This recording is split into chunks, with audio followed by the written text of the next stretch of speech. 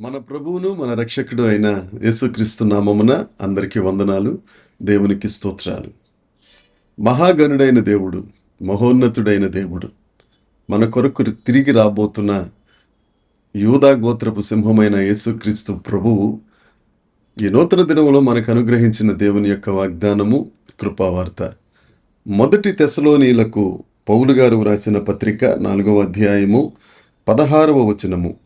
ఆర్భాటముతోనూ ప్రధాన దూత శబ్దముతోనూ దేవుని బోరతోనూ పరలోకము నుండి ప్రభువు దిగివచ్చును.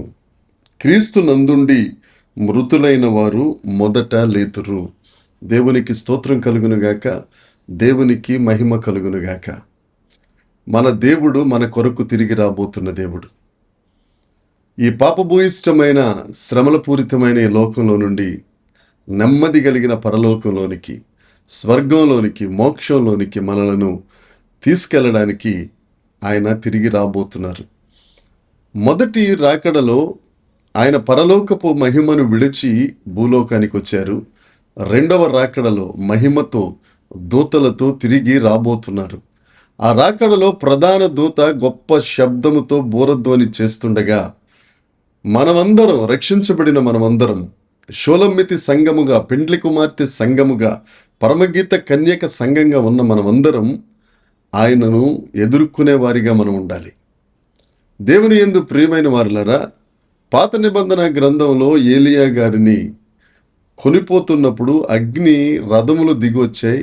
సుడిగాలిలో ఆయన మేఘాలలో పైకి కొనిపోబడ్డారు. క్రొత్త నిబంధనలో ఒలీవల కొండ మీద యేసుక్రీస్తు ప్రభువు పునరుద్ధానుడైన తరువాత 40 రోజులకు ఒలీవల కొండ మీద నుండి ఆయన ఆరోహణం అవుతున్నప్పుడు మేఘములలో ఆయన పరలోకమునకు కొనిపోబడ్డారు. అదేవిధంగా మనం కూడా మేఘములలో ఆయన దగ్గరికి, మధ్యాకాశమునకు కొనిపోయే గుంపులో మనం ఉందుముగాక. అయితే దేవుని యొక్క రాకడ, దైవ రాకడ 2 రకాలుగా ఉంటుంది. ఒకటి రహస్య రాకడ, రెండవది బహిరంగ రాకడ.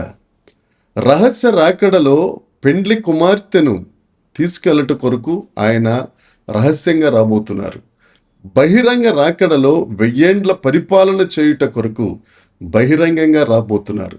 రహస్య రాకడలో సంఘము కొరకు ఆయన వస్తారు.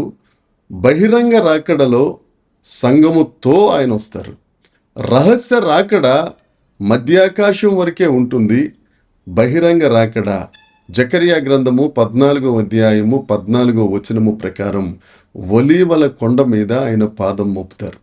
ఏది ఏమైనా మనము మొదటి రాకడలో ఆ పెండ్లి కుమార్తె సంఘంలో, సంఘం కొరకు ప్రాణం పెట్టిన దేవుడు సంఘాన్ని తీసుకెళ్లే పరిస్థితులలో మధ్యాకాశంలో జరిగే విందులో పాల్గొనేవారిగా మనం ఉందుముగాక. దేవుని రాకడ కొరకు మనం సిద్ధపడాలి.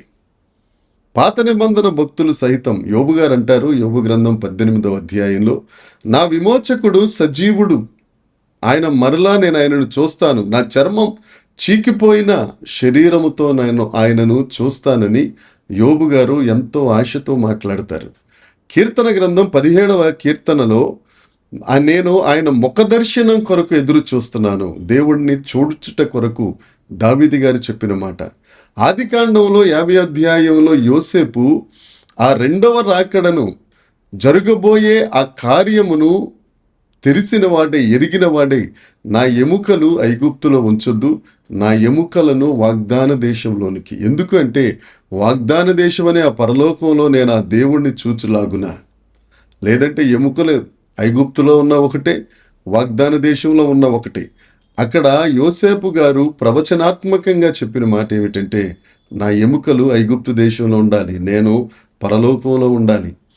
పాత నిబంధన భక్తులే అంతా దేవుని పట్ల ఆశ కలిగి ఆ రెండవ రాకడ కొరకే ఎదురు చూస్తున్నప్పుడు, ఆయన ముఖదర్శనం కొరకు, ఆయనను శరీరంతో చూడటం కొరకు అంత వేగిర పడుతుంటే, దేవుని గురించి, ఆయన మరణ పునరుద్ధానాల గురించి ఎరిగిన మనం మరెక్కువగా సిద్ధపడాలి కదా. అందుకే పౌలు గారు అంటారు, మొదటి తెస్సలోని పత్రిక 4వ అధ్యాయం 16వ వచనంలో, క్రీస్తు నందు మృతులైన వారు మొదట లేస్తారు.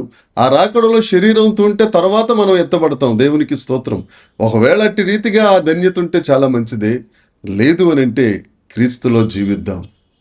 క్రీస్తులో వసిద్దాం, క్రీస్తులో సువాసన కలిగిన వారిగా ఉందాం, క్రీస్తును ప్రకటించు వారిగా ఉందాం, క్రీస్తు రాజ్యమును విస్తరింపచేయు వారిగా ఉందాం. ఆ పెండ్లి కుమార్తె సంఘంలో మనం సభ్యులుగా ఉందాం. మన కొరకే రహస్యంగా రాబోతున్నాడు అని అంటే అంత ప్రభువు నీకు నాకున్న ధన్యత ఎంత గొప్పదో ఒకసారి ఆలోచించు. ఆయన ఆర్భాటంతో, ప్రధాన దూత శబ్దంతో ఆయన త్వరగా రాబోతున్నారు. ఆయన యందు మృతులైన వారు మొదట లేస్తారు. ఒకవేళ మృతి చెందితే మొదట లేద్దాం, శరీరంతో ఆయన చూద్దాం. అటు కృప దేవుడు మనందరికీ అనుగ్రహించునుగాక. దేవుడు పెండ్లి కుమార్తె సంఘముగా మనలందరినీ ఆశీర్వదించునుగాక, దీవించునుగాక. మన వలన ఆయన మహిమ పొందునుగాక. దేవునికి స్తోత్రం. చిన్న మాట ప్రార్థన చేసుకుందాం. పరలోకమందున్న మా తండ్రి పరిశుద్ధుడా, ప్రధాన దూత శబ్దంతో, ఆర్భాటంతో తిరిగి రాబోతున్నవాడా, నీకు వందనాలు. నీ బిడ్డలన్నా, నీ ప్రజలన్నా నీకెంత ప్రేమయా. ఈ శ్రమలలో ప్రభువా సువర్ణముగా, శుద్ధ సువర్ణముగా మార్చబడిన తరువాత ఆ పునాదులు కలిగిన పట్టణంలో నివసించుట కొరకై భక్తులు వేచి చూచినట్లు ఆ పట్టణం మేం కూడా చేరగలుగుటకు, నీ ముఖదర్శనం చేయగలుగుటకు నీ కృపను మాకు అనుగ్రహిస్తున్నందుకై నీకు వందనాలు ప్రభువా. ఈ సువార్త, ఈ శుభవార్త అనేకులకు చేయునట్లు మమ్మల్ని మీ ఆత్మతో నింపి మహిమ పొందుమని యేసుక్రీస్తు నామమున ప్రార్థించి అడిగి వేడుకొనుచున్నాం తండ్రి. ఆమేన్. దేవుని కృప మనందరికీ తోడై ఉండునుగాక. ఆమేన్, ఆమేన్, ఆమేన్.